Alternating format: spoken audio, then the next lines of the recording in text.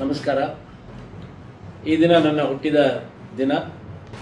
ಈ ಹುಟ್ಟಿದ ಹಬ್ಬ ಅಂತೇಳಿ ಈ ದಿನ ನಮ್ಮ ತಾಲೂಕಿನಾದ್ಯಂತ ನಮ್ಮ ಸಹೋದರರು, ಬಂಧು ಬಳಗ, ತಾಯಂದಿರು ಅಲ್ಲದೆ ಇಡೀ ರಾಜ್ಯಾದ್ಯಂತ ಎಲ್ಲ ಮೂಲೆಗಳಿಂದ ಒಂದು ಅಭಿನಂದನೆ ಹಾಗೂ ಶುಭಾಶಯಗಳ ಸುರಿಮಳೆಗೈದಂಥ ಎಲ್ಲರಿಗೂ ನಾನು ಕೂಡ ಧನ್ಯವಾದಗಳನ್ನು ಅರ್ಪಿಸ್ತಾ ಇದ್ದೀನಿ. ಅದೇ ರೀತಿ ಇದು ನನ್ನ ಹುಟ್ಟಿದ ದಿನ. ನಾವು ಅಂದ್ಕೊಂಡಿದ್ವಿ ನವೆಂಬರ್ 13ಕ್ಕೆ 2.5 ವರ್ಷ ಕಾಂಗ್ರೆಸ್ ಸರ್ಕಾರ ಪೂರೈಕೆ ಮಾಡಿದೆ. ಸೂರ್ಯ ನೆತ್ತಿ ಮೇಲಿಂದ ಈಗ ವಾಲುವಂಥ ಸಮಯ ಇವತ್ತು ವಾಲಿದಾನೆ ಅನ್ನೋದಕ್ಕೆ ಒಂದು ಉದಾಹರಣೆ ಬಿಹಾರ ಚುನಾವಣೆಯ ಒಂದು ಫಲಿತಾಂಶ. ಬಿಹಾರದಲ್ಲಿ ಸುಮಾರು 204 ಸೀಟುಗಳನ್ನು NDA ಪಕ್ಷ ಗೆದ್ದು ಕಾಂಗ್ರೆಸ್ ಮತ್ತು RJDಯನ್ನು ಧೂಳಿಪಟ ಮಾಡಿದೆ. ಬಿಹಾರ ಜನತೆ ಮೋದಿಯವರ ಆಡಳಿತಕ್ಕೆ, ನಿತೀಶ್ ಕುಮಾರ್ ಅವರ ಆಡಳಿತಕ್ಕೆ ಬೆಂಬಲವನ್ನು ಸೂಚಿಸಿ ಜಯವನ್ನು ತಂದುಕೊಟ್ಟಿದ್ದಾರೆ. ಅವರೆಲ್ಲರಿಗೂ ಕೂಡ ನಾನು ಅಭಿನಂದನೆಗಳನ್ನು ಸಲ್ಲಿಸ್ತಾ ಇದ್ದೇನೆ. ಇದು ರಾಜ್ಯ ರಾಜಕೀಯದ ಮೇಲೆ ಬಹಳ ದೊಡ್ಡ ಪರಿಣಾಮವನ್ನು ಬೀರ್ತಾ ಇದೆ. ಮುಂದಿನ ದಿನಗಳಲ್ಲಿ ಇದು ಒಂದು ದಿಕ್ಸೂಚಿ. ಮುಂದೆ ಈ ಕಾಂಗ್ರೆಸ್ ಪಕ್ಷದ ದುರಾಡಳಿತವನ್ನು ಕೊನೆಗಾಣಿಸಬೇಕು ಅನ್ನೋಂಥ ನಿಟ್ಟಿನಲ್ಲಿ ಕರ್ನಾಟಕದ ಜನತೆ ಮೂಲೆಗಳಿಂದ ಹಳ್ಳಿಗಳಿಂದ ಇವತ್ತು ಬಯಸ್ತಾ ಇದ್ದಾರೆ. ಇದು ಕರ್ನಾಟಕ ಕಾಂಗ್ರೆಸ್ಸಿನ ಅಂತ್ಯ ಆಗುವಂಥ ಒಂದು ಸಮಯ ಬರ್ತಾ ಇದೆ.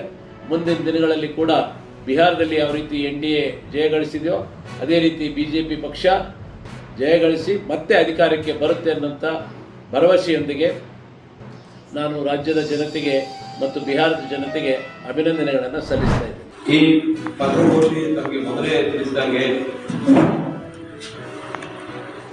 ದಲಿತ, ರೈತ, ಮಹಿಳಾ, ಒಟ್ಟಾರೆ ಮಾನವಪರ, ಜೀವಪರ ಸಂಘಟನೆಗಳು ಸೇರಿಕೊಂಡು, ರಾಯಚೂರಿನಲ್ಲಿರ್ತಕ್ಕಂಥವ್ರು ಸೇರಿಕೊಂಡು ಈ ಒಕ್ಕೂಟವನ್ನ ರಚನೆ ಮಾಡಿಕೊಂಡಿದ್ವಿ. ಅದಕ್ಕೊಂದು ಹೆಸರು ಕೊಡ್ಕೊಂಡಿದ್ವಿ ನಾವು. ಮಹತ್ವದ ದಿನ ನವೆಂಬರ್ 26. ಈ ದೇಶ ಆಡಳಿತ ವ್ಯವಸ್ಥೆ, ಈ ದೇಶದಲ್ಲಿ ಸಂವಿಧಾನ ರಚನಾ ಸಮಿತಿಯನ್ನು ರಚನೆ ಮಾಡಿಕೊಂಡು ಅದರ ನೇತೃತ್ವವನ್ನು ಈ ಗರುಡ ಸಮಿತಿಯ ಅಧ್ಯಕ್ಷತೆ ವಹಿಸಿಕೊಂಡಿರ್ತಕ್ಕಂಥ ಬಾಬಾ ಸಾಹೇಬರು ರಚಿಸಿರ್ತಕ್ಕಂಥ ಸಂವಿಧಾನವನ್ನ ಈ ದೇಶದ ರಾಷ್ಟ್ರಪತಿಯವರಿಗೆ ಅರ್ಪಿಸತಕ್ಕಂಥ ದಿನ. ಈ ದಿನವನ್ನ ಸಂವಿಧಾನ ಸಮರ್ಪಣಾ ದಿನ ಅಂತ ಹೇಳ್ಬಿಟ್ಟು ನವೆಂಬರ್ 26 ಆಚರಣೆ ಮಾಡ್ತಾರೆ.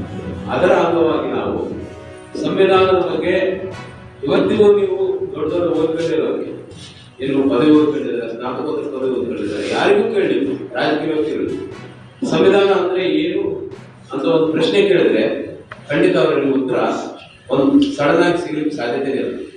ಆ ತರದ ಪರಿಸ್ಥಿತಿ ಇದೆ. ಇದು ಯಾಕೆ ಬಂತು ಅಂತಂದ್ರೆ ಸಂವಿಧಾನದ ಬಗ್ಗೆ ತಿಳಿಸುವಂತ ಪಠ್ಯಪುಸ್ತಕವಾಗಲಿ, ಶಾಲಾ ಪಠ್ಯದಲ್ಲಿ ಅಥವಾ ಕಾಲೇಜ್ ಪಠ್ಯದಲ್ಲಿ ಎಲ್ಲಿಯೂ ಸಹ ಸಂವಿಧಾನ ಅಂದ್ರೆ ಏನು ಅನ್ನೋದನ್ನ ಅರ್ಥ ಮಾಡಿಸ್ಕೊಳ್ತಕ್ಕಂಥ ಒಂದು ವ್ಯವಸ್ಥೆ ಈ ದೇಶದಲ್ಲಿ ಬರಲೇ ಇಲ್ಲ. ಯಾಕೆ ಬರಲಿಲ್ಲ ಅನ್ನೋದಕ್ಕೆ ಬೇರೆ ಬೇರೆ ಕಾರಣಗಳಿದಾವ. ಯಾಕಂದ್ರೆ ಸಂವಿಧಾನವನ್ನ ಒಪ್ಪದೇ ಇರತಕ್ಕಂಥ ಜನಗಳ ಮನಸ್ಥಿತಿಯ ಜನಗಳೇ ಈ ದೇಶವನ್ನು ಬಹುಕಾಲ ಆಳಿದ್ದಾರೆ. ಇಲ್ಲ ಆಳುವಂತ ಪಕ್ಷ